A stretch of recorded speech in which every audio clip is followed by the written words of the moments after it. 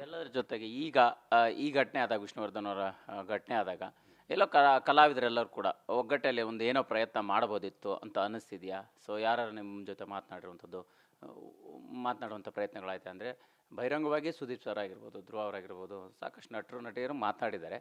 But ಇದರ ಉಳಿಸ್ಕೊಳ್ಳುವಂಥ ರೂಪರೇಷೆ ಬಗ್ಗೆ ಅಥವಾ ಬೇರೆ ಕಡೆ ಸ್ಮಾರಕ ನಿರ್ಮಾಣದ ಬಗ್ಗೆ ಏನು ಪ್ಲಾನ್ ಆಗ್ತಿದೆ? ಇದನ್ನು ವಾಣಿಜ್ಯ ಮಂಡಳಿ ಮತ್ತು ಕಲಾವಿದರ ಮೇನ್ ಮುಖ್ಯವಾಗಿ ಕಲಾವಿದರ ಸಂಘ ತಗೋಬೇಕು. ಕಲಾವಿದರ ಸಂಘದಲ್ಲಿ ಕೂತು ಕಲಾವಿದರೆಲ್ಲ ಮಾತಾಡ್ಕೊಂಡು ಬರಬೇಕು. ಸುಮ್ಮನೆ ವಾಣಿಜ್ಯ ಮಂಡಳಿಗೆಲ್ಲ ತರೋದು ನಿರ್ಮಾಪಕ ಸಂಘ ಅಲ್ಲ. ನಿರ್ಮಾಪಕರು ಎಲ್ಲರೂ ವ್ಯಾಪಾರಕ್ಕೆ ಬಂದಿದ್ದರೆ ವ್ಯಾಪಾರಕ್ಕೆ ಹೋಗ್ತಾರೆ. ಅದರಿಂದ ವಾಣಿಜ್ಯ ಇದು ಎಲ್ಲರ ಕರ್ತವ್ಯ ಕೂಡ. ಕಲಾವಿದರ ಸಂಘದಲ್ಲಿ ಕೂತ್ಕೊಂಡು ಈ ರೀತಿ ಆಗಿದೆ, ಯಾವ ರೀತಿ ಮಾಡಬೇಕು, ಕಲಾವಿದರ ಸಂಘದಲ್ಲಿ ಕೂತ್ಕೊಂಡು ಕಲಾವಿದರು ಯಾರಿದ್ದಾರೆ ಕೂತ್ಕೊಂಡು ನೇತೃತ್ವ ಇದ್ದಾರೆ ಕರೆದು ವಾಣಿಜ್ಯ ಮಂಡಳಿ ಮಾತಾಡಿ ನಡೀರಿ ಹೋಗೋಣ ಸರ್ಕಾರಕ್ಕೆ, ಯಾವ ರೀತಿ ಬಂದರೆ ಎಲ್ಲ ಒಗ್ಗಟ್ಟಾಗಿರ್ತಾರೆ. ಎಲ್ಲ ಕಲಾವಿದರು ಎಲ್ಲ ಕಲಾವಿದರು ಟ್ವೀಟ್ ಮಾಡ್ತಾರೆ, ಮಾಡಿಲ್ಲ ಅಂತ ಯಾರು ಹೇಳಿದ್ದಾರೆ? ಯಾರೋ ಕೆಲವು ಹೊರಗಡೆ ಇರ್ತಾರೆ, ಮಾಡಿಲ್ದಾರೆ. ಎಲ್ಲರೂ ಮಾಡಿದ್ದಾರೆ. ವಿಷ್ಣುವರ್ಧನ್ ಬಗ್ಗೆ ಎಲ್ಲರಿಗೂ ಅಪಾರ ಹೋಗೋರಿದೆ. ಇದು ಕಲಾವಿದರ ಸಂಘ ಕೂತ್ಕೊಂಡು ತೀರ್ಮಾನ ಮಾಡಬೇಕು. ಕಲಾವಿದರ ಸಂಘ ಕೂತ್ಕೊಂಡು ತೀರ್ಮಾನ ಮಾಡಿ ವಾಣಿಜ್ಯ ಮಂಡಳಿ ಥ್ರೂ ಹೋಗಿ ನಿರ್ಮಾಣ ಒಟ್ಟಾರೆ ಚಿತ್ರರಂಗ ಎಲ್ಲ ಕೂತ್ಕೊಂಡೋಗಿ ಸರ್ಕಾರಕ್ಕೆ ಮನವಿ ಮಾಡಬೇಕು. ಸುಪ್ರೀಂ ಕೋರ್ಟ್ಗೆ ಹೋಗ್ಬೇಕಾ, ಯಾವ ರೀತಿ ಹೋಗ್ಬೇಕು ಕೇಳಬೇಕು. ಮಾಡಿದ್ರೆ ಒಳ್ಳೇದಾಗುತ್ತೆ ಅಂತ ಹೇಳಕ್ಕೆ ಇಷ್ಟಪಡ್ತೀನಿ. ಸರ್, ಇದೆಲ್ಲದರ ಜೊತೆಗೆ ಅಂದರೆ ಸಾಕಷ್ಟು ಸಂದರ್ಭದಲ್ಲಿ ಚಿತ್ರೋದ್ಯಮದ ಏನೇ ಬೆಳವಣಿಗೆಗಳಿದ್ರು ಕೂಡ ನೀವು ಮಾತನಾಡ್ತೀರಿ. ಇತ್ತೀಚೆಗೆ ಬಾಂಬೆಗೆ ಹೋಗಿದ್ರಂತೆ. ಸೊ ಯಶ್ ಅವ್ರನ್ನ ಮೀಟ್ ಮಾಡಿದ್ರಿ. ಸೊ ಏನೆಲ್ಲ ಮಾತುಕತೆ ಆಯಿತು, ಹೇಗಿದ್ದಾರೆ, ಕನ್ನಡ ಸಿನಿಮಾ ಇಂಡಸ್ಟ್ರಿ ಬಗ್ಗೆ ಏನು ಹೇಳಿದ್ದಾರೆ ಅನ್ನೋವಂಥದ್ದು? ಇತ್ತೀಚೆಗೆ ಯಾವುದೋ ಒಂದು ಬಾಂಬೆಲಿ ಹಿಂದಿ ಸಿನಿಮಾ ಪ್ಲ್ಯಾನ್ ಮಾಡ್ತಾಯಿದ್ದೆ.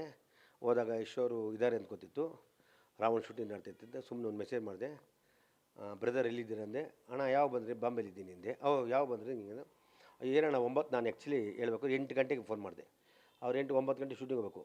ಏನಣ್ಣ ಇವಾಗ ಮಾಡ್ತಾಯಿದ್ದೆ, ನಿನ್ನೆ ಬಂದು ಫೋನ್ ಮಾಡಿಲ್ಲ, ನಾನು ಯಾಕೆ ಡಿಸ್ಟರ್ಬ್ ಮಾಡ್ಕೊಂಡಿದ್ದೆ? ಸರಿ ಒಂದು 10 ನಿಮಿಷ ಬರ್ತೀನಿ ಅಂದೆ. ಬನ್ನಿ ಅಂದರು. ಪಾಪ ಒಂದು 10 ನಿಮಿಷ ಇರ್ತೀನಿ, ಬೇಜಾರು ಮಾಡ್ಕೊಬೇಡ ಅಂದರು. ಆಯಿತು ಅಂದೆ. ಹೋಗಿ ಕೂತ್ಕೊಂಡಾಗ ನಾನು 9 ಗಂಟೆಗೆ ಹೋದೆ. ಅವ್ರು 9 ಕಾಲ್ಗೆ ಹೋಗ್ಬೇಕಾಯ್ತು.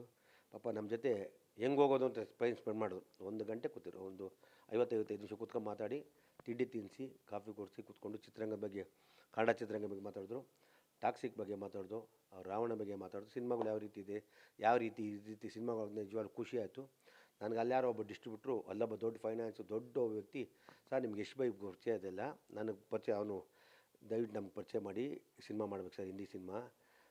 ಕೆತ್ತನ ಅವತ್ತು ಕರೆಂಗೆ ಮಂಜು ಭಯ್ಯ, ಇಷ್ಟು ಜನ ಹೇಳಿದೆ. ಅವರೆಲ್ಲ ಸುಮ್ಮನೆ ದುಡ್ಡುಗೋಸ್ಕರ ಆಸೆಗೆಲ್ಲ ಮಾಡಲ್ಲ, ಬೇರೆ ರೀತಿ ಇದೆ ಈ ಥರದ್ದು. ಯಾವಾಗ ನನಗೆ ಹೇಳಿದ್ರು ಅವರು, ಯಶ್ ಬೈ ಸಿನಿಮಾ ಜಪಾನಿಂದ ಬರ್ತಾರೆ. ಅಲ್ಲಿ ಒಬ್ಬ ಪ್ರೊಡ್ಯೂಸರ್ ಹೇಳ್ತಾನೆ, ಜಪಾನಿಂದ ಫ್ಯಾನ್ಸ್ ಆಗ್ತಾರೆ ಯಶ್ಗೆ. ಈ ಥರದೇ ಒಂದು 50-45 ಭಾಷೆಗೆ ಈ ಸಿನಿಮಾ ಡಬ್ ಆಗ್ತಾಯಿದೆ. ನಾವು ಊಹೆ ಮಾಡೋಕ್ಕಾಗಲ್ಲ. ಬಾಲಿವುಡ್ಡಲ್ಲಿ ಒಬ್ಬ ಕನ್ನಡ ಹೀರೋ ಬಂದು ಇವತ್ತು ಬಾಲಿವುಡ್ಡಲ್ಲಿ ಈ ರೇಂಜಿಗೆ ಸಿನಿಮಾ ಮಾಡ್ತಾರೆ ಅಂದರೆ ಖುಷಿ ಆಗ್ತಾಯಿದೆ. One of the best person cinema ಬಗ್ಗೆ ಬಿಟ್ಟರೆ ಏನಿಲ್ಲ ಅಂತ ಈಗ ನನಗೆ ಹೇಳಿದ್ರೆ ನನಗೆ ಖುಷಿ ಆಯಿತು. ಅಂಥ ವ್ಯಕ್ತಿ ನಮ್ಮ ಸ್ನೇಹಿತ, ನಮ್ಮ ಹುಡುಗ ಅಂತ ಹೇಳೋಕ್ಕೆ ಇಷ್ಟಪಡ್ತೀನಿ. ಇವತ್ತು ಬಾಲಿವುಡ್ಡಲ್ಲಿ ನನಗೆ ಒಬ್ಬ ಪ್ರೊಡ್ಯೂಸರ್ ಹೇಳ್ತಾರೆ ಯಶ್ವರು ಈ ರೀತಿ ಇದ್ದಾರೆ ಅಂತ. ಯಶ್ವರು ತೆರೆ ಮೇಲೆ ಕಾಯ್ತಾರೆ ಇರ್ತೀವಿ, ಗೊತ್ತೇ ಆಗಲ್ಲ. ಅಣ್ಣ ಇಲ್ಲ ನಾವೇನೋ ಕೆಲಸ ಮಾಡ್ತೀವಿ, ಮಾಡಬೇಕು, ಒಳ್ಳೇದಾಗಬೇಕು, ಚಿತ್ರರಂಗ ನಮ್ಮ ಸಿನಿಮಾಗಳೆಲ್ಲ ಬರಬೇಕು, ನೀವು ಒಳ್ಳೊಳ್ಳೆ ಕಂಟೆಂಟ್ ಆಯ್ಕೆ ಮಾಡಿ, ಒಳ್ಳೊಳ್ಳೆ ಟೆಕ್ನಿಷಿಯನ್, ನಮ್ಮಲ್ಲಿ ಟೆಕ್ನಿಷಿಯನ್ ಅಂತ ಅವ್ರು ಕೊರತೆ ಇದೆ ಅಂತ ಹೇಳಿದ್ರು. ನಮ್ಮಲ್ಲಿ ಟೆಕ್ನಿಷಿಯನ್ ಕೊರತೆ ಇದೆ, ಕತೆಗಾರರಿಲ್ಲ, ಬರೆಸಬೇಕು, ಬರೆಯೋಣಿಗೆ ಹೇಳಿ ಬರೆಸಿ ಒಳ್ಳೊಳ್ಳೆ ಸಿನಿಮಾ ಮಾಡಿ, ಒಳ್ಳೊಳ್ಳೆ ಕಲಾವಿದರಿದ್ದಾರೆ. ನಮ್ಮ ಸಿನಿಮಾಗಳು ಒಂದು ಸಿನಿಮಾ ಮೊದಲು ವ್ಯಾಪಾರ KGF ಅಂತ ಒಂದು ಸಿನಿಮಾ ಈ ರೇಂಜ್ ವ್ಯಾಪಾರ ಆಗಿದೆ, ಅದಾದಮೇಲೆ ಈ ರೀತಿ ಆಗ್ತದೆ. ಎಲ್ಲ ಆ ರೀತಿ ಮಾಡಿ ಸಿನಿಮಾಗಳನ್ನ ನೀವು ಮಾಡ್ದಲ್ಲೇ ಅರ್ಧದ ಸುಮ್ಮನೆ ಅವ್ರಿಗೆ ಕಲಾವಿದ ತೋರಿಸ್ಬಿಟ್ಟು ಚೀಟ್ ಮಾಡಿದ್ರೆ ಸಿನಿಮಾಗೂ ಬೈತಾರೆ. ಒಳ್ಳೆ ಸಿನಿಮಾ ಮಾಡಿ ಹೋಗುತ್ತೆ.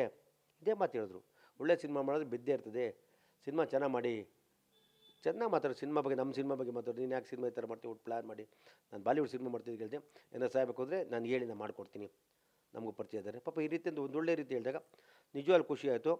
ಇವತ್ತು ಬಾಲಿವುಡ್ಡಲ್ಲಿ ಹೋಗಿ ನಮ್ಮ ಒಬ್ಬ ಈ ಕನ್ನಡದ ನಟ ಯಶು ಪ್ಯಾನ್ ಇಂಡಿಯಾ ಅಲ್ಲ, ಪ್ಯಾನ್ ವರ್ಲ್ಡ್ ಲೆವೆಲ್ಗೆ ಆಗ್ತಾರೆ ಅಂದರೆ ಖುಷಿ ಆಗ್ತದಿಲ್ವ? ಸಿಂಗ್ಪುರ್ ಆಗ್ಬೋದು, ಮಲೇಷ್ಯಾ ಆಗ್ಬೋದು, ಜಪಾನ್ ಆಗ್ಬೋದು. ಒಬ್ಬ ಪ್ರೊಡ್ಯೂಸರ್ ನನಗೆ ಹೇಳ್ತಾರೆ, ನಿಮ್ಮಿರೋದು ಹಿಂಗಿದೆ ಸರ್ ಅಂತ. ನಾವೆಷ್ಟು ಖುಷಿ ಪಡಬೇಕು. ನಿಜವಾಗ್ಲೂ ನನಗಂತೂ ಆದ ಸಂತೋಷ, ನಾನೇ ಪ್ರೊಡ್ಯೂಸರ್ ಅಷ್ಟು ಸಂತೋಷ ಆಗುತ್ತೆ. ಇವತ್ತು ಆ ರೀತಿ ಬೆಳೆದಾಗ ನಮ್ಮ ಯಶು ನಾವು ಗೌರವಿಸ್ಬೇಕಲ್ಲ, ಪ್ರೀತಿಸ್ಬೇಕಲ್ಲ. ನಮ್ಮನೆಯವ್ರಿಗೆಲ್ಲ ಎತ್ತಲಗಡ್ಡ ಮಿದ್ದಲ್ಲ ಅಂದಂಗೆ ನಮ್ಮವ್ರಿಗೆ ನಾವೇ ವೈರಿಗಳಾಗ್ತಾರೆ. ನಾನು ನಿಜವಾಗ್ಲೂ ಅವ್ರು ಹೇಳಿದೆ ಅಷ್ಟೇ, ಯಶು ನಮ್ಮ ಕಲಾವಿದರಲ್ಲಿ ಈ ಥರ ಬರಬೇಕಣ್ಣ, ಒಳ್ಳೊಳ್ಳೆ ಸಿನಿಮಾ ಮಾಡ್ತೀವಿ, ಎಲ್ಲ ಲ್ಯಾಂಗ್ವೇಜ್ ಈ ಥರ 100 ಕೋಟಿ ಬಾಕ್ಸ್ ಆಡ್ಬೇಕು ಎಲ್ಲ ಕಲಾವಿದರು ಅಂತಾರೆ. ನಾನು ಅಂತ ಅವ್ರು ಯಾವತ್ತೂ ಹೇಳಿಲ್ಲ. ಎಲ್ಲ ಕಲಾವಿದರು ಬರಲಿ, ಎಲ್ಲ ಸಿನಿಮಾಗೆ ಬರಲಿ, ನಮ್ಮದು ನಾನು ಅಂತ ಹೇಳಿಲ್ಲ, ನಮ್ಮದು ಅಂತಾರೆ. ಇವತ್ತು ನಮ್ಮ ಭಾಷೆ ಬಗ್ಗೆ, ನಮ್ಮ ಸಿನಿಮಾ ಬಗ್ಗೆ ಅಷ್ಟು ಗೌರವ ಇದೆ. Hats off. ತಿರ್ಗಿ ಮುಂದಿನ ತಿಂಗಳು ಹೋಗ್ತಾ ಇದ್ದೀನಿ. ನಾನು ಒಂದು ಹಿಂದಿ ಸಿನಿಮಾ ಪ್ಲ್ಯಾನ್ ಮಾಡ್ತೀನಿ, ಅದಕ್ಕೆ ಅವ್ರು ಸಪೋರ್ಟ್ ಬೇಕು, ಸಂಪೂರ್ಣ ಮಾಡ್ತಾರೆ. ಎರಡನೇ ಮಾತು, ನನ್ನ ವಿಷಯದಲ್ಲಿ ಯಾವಾಗಲೂ ಮಾಡೇ ಮಾಡ್ತಾರೆ ಅಂತ ಹೇಳಕ್ಕೆ ಇಷ್ಟಪಡ್ತೀನಿ. ಸರ್, ರಾಮಾಯಣದ 45 ನಿಮಿಷ ಫುಟೇಜ್ ನೋಡಿದ್ರಿ ಅಂತ ಒಂದು ಮಾಹಿತಿ ಇದೆ. ಹೇಗಿತ್ತು ಆ ವೈಭವ? ಅದನ್ನು ಹೆಂಗೆ ಇಮ್ಯಾಜಿನ್ ಮಾಡ್ಕೊಂಡ್ರಿ? ಸ್ಕ್ರೀನಲ್ಲಿ ಬಂದರೆ ಏನಾಗ್ಬೋದು ಅನ್ನುವಂಥದ್ದು, ಆ ಕುತೂಹಲಕ್ಕೆ ನಿಮ್ಮಿಂದ ಒಂದು ಸಣ್ಣ ಕ್ಲೂ. ಇಲ್ಲ 45 ಭಾಷೆಗೆ ಡಬ್ ಆಗ್ತಾಯಿದೆ ಅಂತ ನಮ್ಮ ಪ್ರೊಡ್ಯೂಸರ್ ಹೇಳಿದ್ರಲ್ಲಿ, ಬಾಲಿವುಡ್ ಪ್ರೊಡ್ಯೂಸರು 45 ಭಾಷೆಗೆ ಡಬ್ ಆಗ್ತಾಯಿದ್ರು. ನಾನು 45 ಮಿನಿಟ್ಸ್ದು 45 ಪಿಕ್ಚರ್ದು ಇದು ಶಾರ್ಟ್ಸ್ ನೋಡಿದೆ. ಎಷ್ಟು ರಾಮಾಯಣ ನೋಡಿದೆ. ರಾಮಾಯಣ ಅದ್ಭುತವಾಗಿ ಡಪ್ಪು ಅದ್ಭುತವಾಗಿದೆ. ನಾವು ನಿಜವಾಗ್ಲೂ ಹೇಳ್ದಲ್ಲ, ಒಂದೊಂದು ಫ್ರೇಮು ಆ ರೇಂಜ್ ಇದೆ. ರಾವಣ ಅಂದ ತಕ್ಷಣ ಎಲ್ಲ ನೆಗೆಟಿವ್ ಅಂತಾರೆ. ರಾವಣ ಯಾರು? ಪರಮ ಶಿವನ ಭಕ್ತ. ಆ ಥರ ಒಂದು ಕ್ಯಾರೆಕ್ಟರ್ ಮಾಡೋದು ಗ್ರೇಟು. ತುಂಬ ಅದ್ಭುತ ಬರ್ತದೆ, ಊಹೆನೂ ಮಾಡಿರಲ್ಲ ಅದು. ನಾನು ಅಲ್ಲಿ ಕೇಳ್ಪಟ್ಟು ಬಡ್ಜೆಟ್ಟೆ ಸುಮಾರು ಒಂದು 2200-2300 ಕೋಟಿ. ಸಿನಿಮಾಗೆ ನಮ್ಮ ಪ್ರೊಡ್ಯೂಸರ್ ಹೇಳ್ದ, ಫ್ರೆಂಡು ಬಾಲಿವುಡ್ ಪ್ರೊಡ್ಯೂಸರು, ಈ ಸಿನಿಮಾಗೆ ಭಯ್ಯ ಕೆತ್ತನ ಹೋತ ಪಬ್ಲಿಸಿಟಿ ನಿಮ್ಮಲ್ಲಿ, ನಮ್ಮಲ್ಲಿ 1-2 ಕೋಟಿ ಆಗುತ್ತೆ. ಈ ಸಿನಿಮಾಗೆ ಮಿನಿಮಮ್ 350-400 ಕೋಟಿ ಆಗುತ್ತೆ. 400 ಕೋಟಿ ಕಮ್ಮಿ ಅಂದ್ರೆ ಆಗುತ್ತೆ. 500-600 ಕೋಟಿ ಗಂಟ ಪಬ್ಲಿಸಿಟಿಗೆ ಆಗುತ್ತಂತೆ ಆ ಸಿನಿಮಾಗೆ. ಇದು ಎಕ್ಸ್ಪೆಕ್ಟೇಷನ್ನು. 45-50 ಭಾಷೆ ಡಬ್ ಆಗುತ್ತೆ ಈ ಸಿನಿಮಾ. ನಾನು ಹೇಳಿದೆ, ಏನು ವಿಷಯಕ್ಕೆ ಇಷ್ಟೊಂದು ಕೋಟಿ, 2-2 ಸಾವಿರ ಕೋಟಿ ಆಗ್ತಾರೆ ಭಯ್ಯ? ಇದು ಮಿನಿಮಮ್ 4-5 ಸಾವಿರ ಕೋಟಿ ಬಿಸ್ನೆಸ್ ಆಗುತ್ತೆ. Today's not your hero, PAN India ಅಲ್ಲ, ಪ್ಯಾನ್ ವರ್ಲ್ಡ್ ಲೆವೆಲ್ ಶೋ. ಅವ್ರು ಹೇಳಿದಾಗ ನಾನು ಗಾಬರಿ ಬಿದ್ದೋಗ್ಬಿಟ್ಟೆ. ಅಷ್ಟೋ ಸಿಂಪಲಾಗಿ ಕೂತಿದ್ದೆ ರಮೇಶ್. It's great. ಖುಷಿ ಆಯಿತು.